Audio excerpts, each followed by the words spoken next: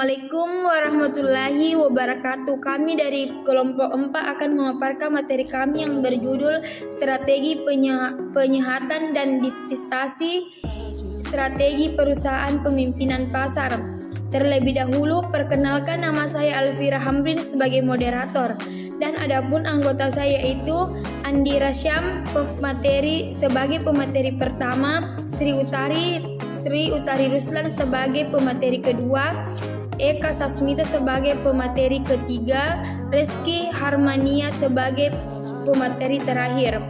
Selanjutnya saya persilahkan kepada pemateri pertama. Baik, slide pertama yaitu strategi penyehatan dan perusahaan divestasi. Manajemen dimanapun tidak selalu berhasil, tak jarang gagal membesarkan perusahaan. Menghadapi kondisi demikian, pemilik dan manajemen berusaha keras memutar arah organisasi, berusaha menyehatkan perusahaan dengan berbagai strategi penyehatan, turnaround strategi untuk mencapai kembali momentum pertumbuhan yang sebelumnya telah hilang. Jika gagal diperbaiki, disehatkan. Pemilik dengan amat terpaksa harus melakukan divestasi keluar dari pasar. Adapun tanda perusahaan tidak sehat, yang pertama ketidakcukupan kas, yang kedua keterbatasan likuiditas, yang ketiga pengurangan modal kerja, yang keempat utang dagang membengkak, yang kelima piutang dagang meningkat, yang keenam penurunan ROI atau Return on Investment, yang keenam penjualan mendatar. Selanjutnya penyehatan perusahaan. Yang pertama penyehatan strategik.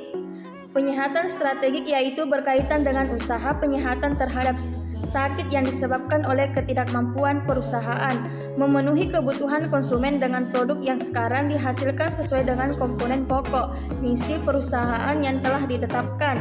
Yang kedua penyehatan operasional. Penyehatan operasional yaitu manajemen berusaha memperbaiki kinerja perusahaan yang berkaitan dengan pencapaian tujuan ekonomis, keuangan yang diakibatkan oleh kelemahan implementasi strategi. Selanjutnya saya persilahkan.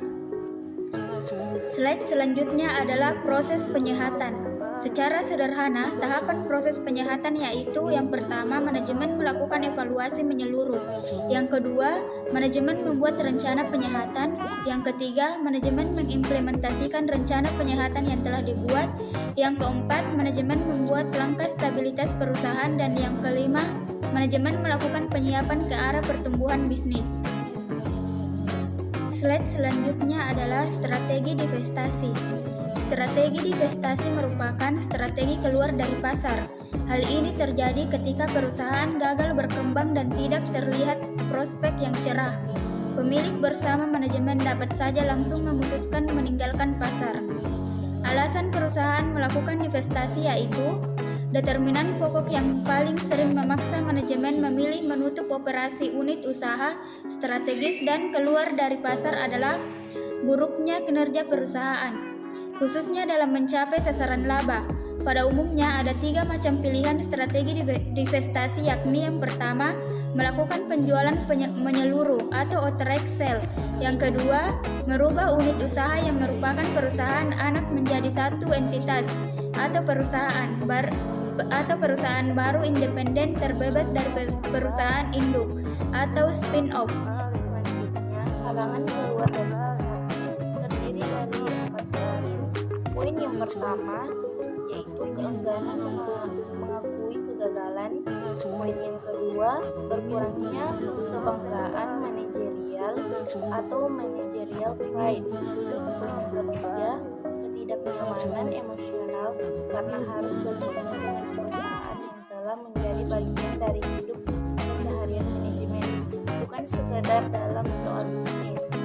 Poin yang keempat, kekhawatiran jika pihak lain yang membeli dan mengoperasikan unit usaha tersebut justru berhasil dengan baik di kemudian hari. Selanjutnya, strategi perusahaan pemimpin pasar. Kepemimpinan pasar atau market leader adalah kemampuan atau tindakan untuk mempengaruhi atau mengarahkan pasar.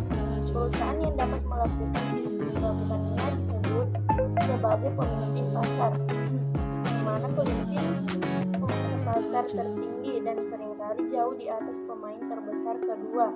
Perusahaan dapat menggunakan dominasinya untuk mempengaruhi pasar, baik untuk harga, standar kualitas, maupun praktik terbaik. Baik, saya lanjut. Karakteristik pemimpin pasar. Yang pertama, memiliki pangsa pasar terbesar. Yang kedua, memiliki keunggulan kompetitif. Yang ketiga, menjadi target bagi pesaing. Strategi kepemimpinan pasar. Terdapat 3 strategi umum kepemimpinan pasar, yaitu yang pertama, mengembangkan total permintaan pasar. Yang kedua, memperluas pangsa pasar. Yang ketiga, mempertahankan pangsa pasar. Faktor pertimbangan pemimpin pasar: operasional yang prima, kepemimpinan produk, keintiman dengan pelanggan. Keuntungan pemimpin pasar. Keuntungan lebih tinggi, produk perusahaan memiliki posisi yang paling menonjol di saluran distribusi, posisi tawar yang lebih kuat terhadap pemasok, menjadi materi utama promosi, menarik lebih banyak talenta, akses keuangan yang lebih baik. Sekianlah pemaparan materi kami. Assalamualaikum warahmatullahi wabarakatuh.